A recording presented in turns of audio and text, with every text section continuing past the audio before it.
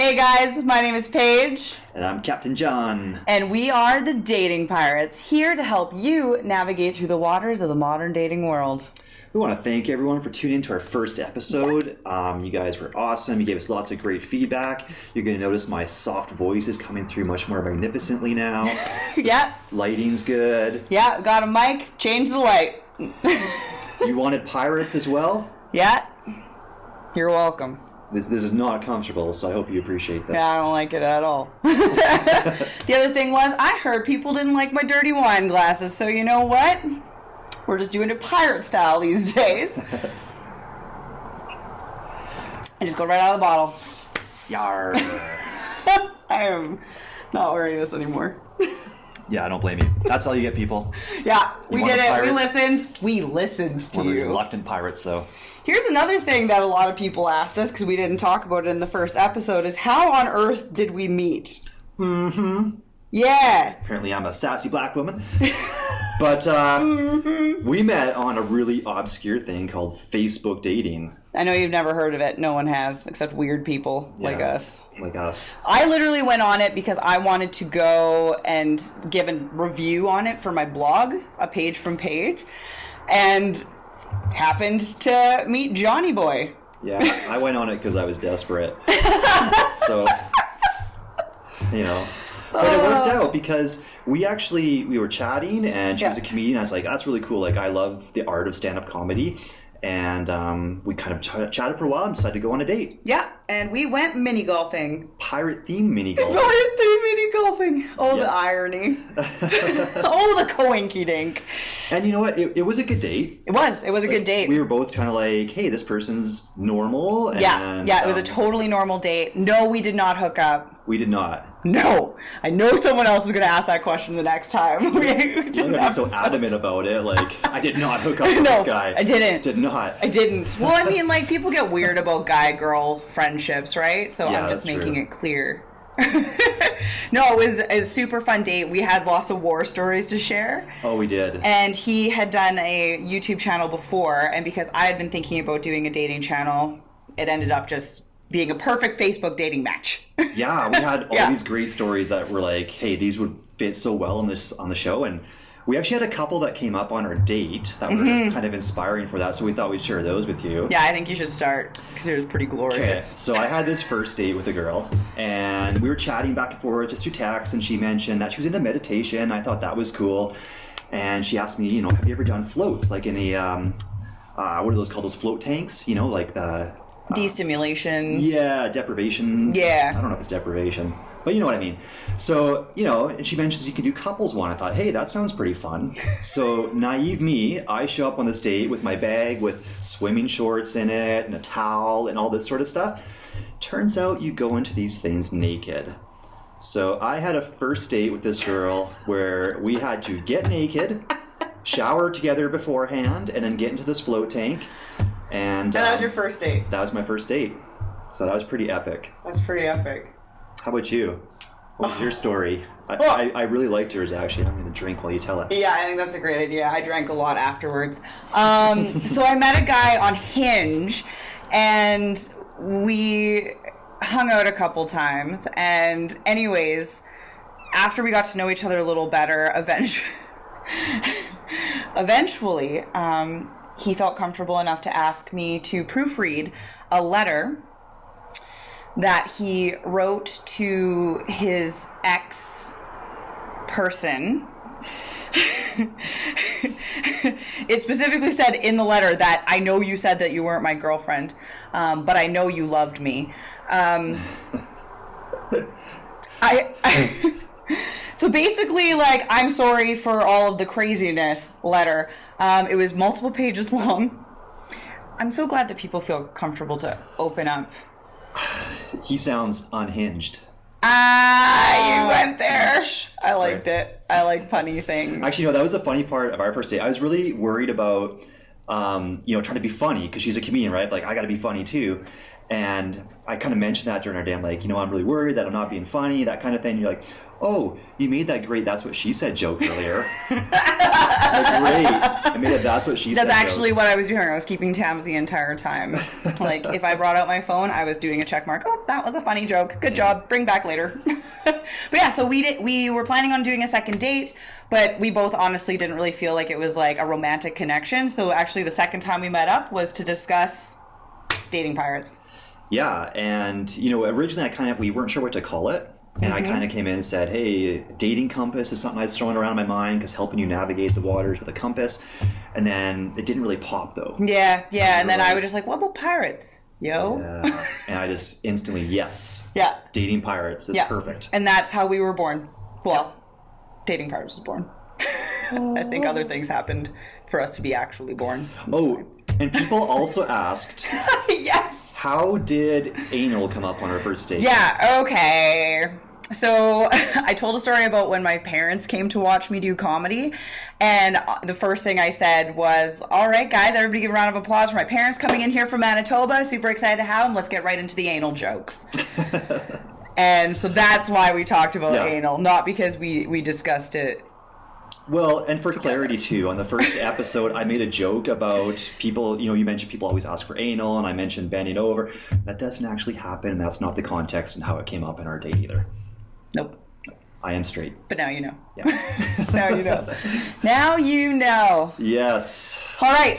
Do you guys feel satisfied? Do you guys know how we met? Do you know how Dating Pirates came around? I hope you feel good about it. Yeah. Some previews of kind of stories that we're going to bring up on future episodes. Oh, absolutely. Like we got a wealth of information that we're going to share with you. So many. But I think a really important thing to get into now is because we're here to help you, as we said in the first episode. Let us get to our first question. Let's do it. Yes. Okay. Oh, and that was another piece of feedback. People said, you know what, stop reading off papers. This isn't 1950. So they told us to act like adults. Yeah. I was like, fine. I was born in 1950, but... No. Almost that old. Yeah, and he is actually in his 40s. He's not lying about that. I had a lot of people be like, he's not 40. Old. Yeah, it's okay. I turned 32 on the 19th of February, so whatever. I'm getting up there. All right, guys. An anonymous question from Winnipeg, okay? It's an alcohol. Yes. Okay, so she says, how much effort do you put into a new relationship that's long distance? 50-50, or is someone always trying harder? So I think in general it should be 50-50, but I think there's additional more context. Logistics here. Yeah. I asked for more deets because I was like, okay, well, what's shaking and earthquaking? So she lives in Winnipeg, and her partner, he works out of town, very far away. I don't blame him if he lives in Winnipeg. I'd want to get out of there too, but... I'm a Manitoba runaway, so I can't even judge that comment. But yeah, so he works out of town. I don't know how many weeks on, weeks off kind of situation, but when he comes to Winnipeg, he also has to balance the life with his children. Bum, bum, bum. Yeah, and it's tough. So I'm a single dad myself. I have twin boys, and I have dated people that don't have kids. And it's a really odd dynamic because while people can kind of say they get it, they can understand that this is taking up your time and that your children are the first priority in your life, I don't think you can really understand it unless you do have kids. So No, you absolutely can't. And actually, that's one of the things, like, when I went on a date with you, you were actually the first guy I've ever went on a date with that has kids. Oh, wow. Straight up fact. Because yeah, good job, bud.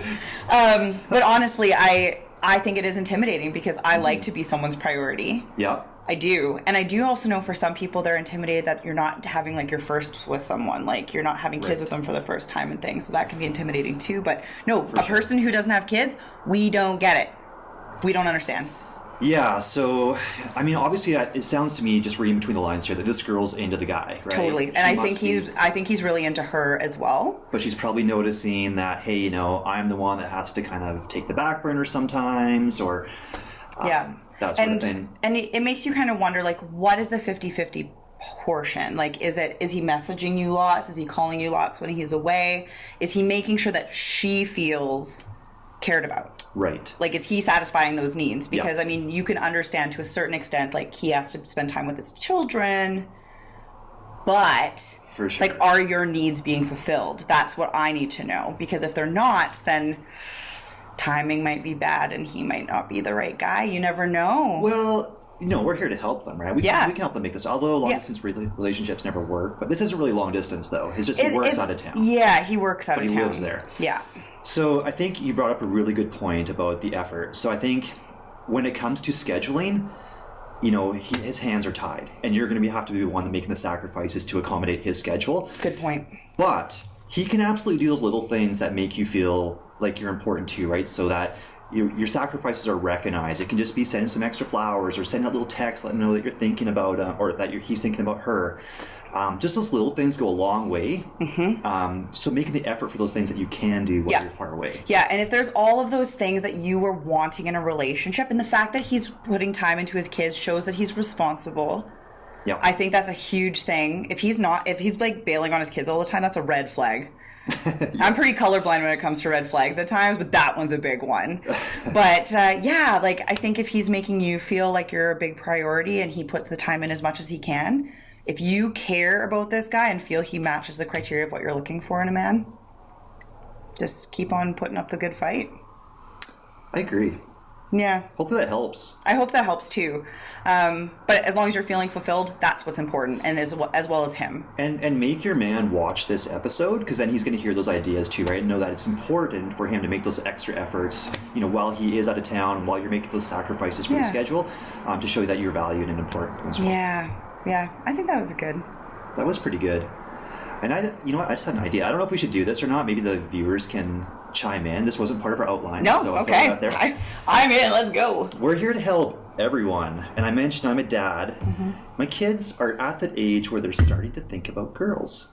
We should have them come ask a question on the show and then give them advice on how to address that.